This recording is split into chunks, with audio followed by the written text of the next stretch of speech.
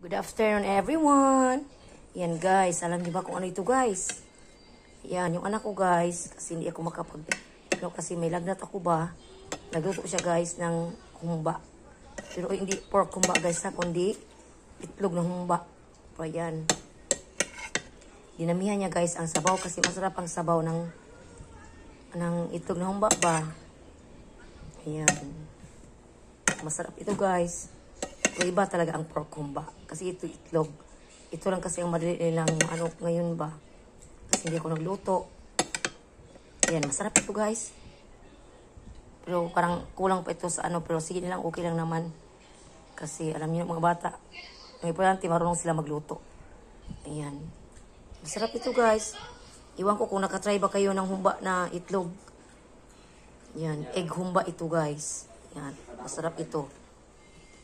At, ayan guys, ito ang kanilang niloto para snacks nila, oh. Mga ganito guys. Ayan, kumuha lang ako. Yung,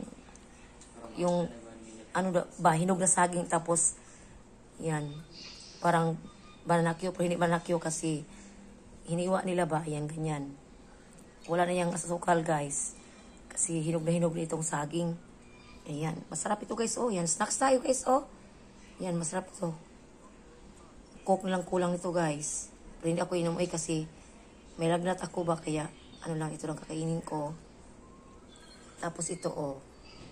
Itong luto niyang humba. Humba na itlog. Yan. Pero hindi ko pa ito natikman.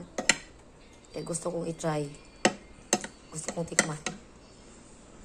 Ang lasa ba kung anong lasa. Pero masarap ito guys kasi mabango. Yun. Mabango siya. Yan. Thank you for watching guys. Bye-bye.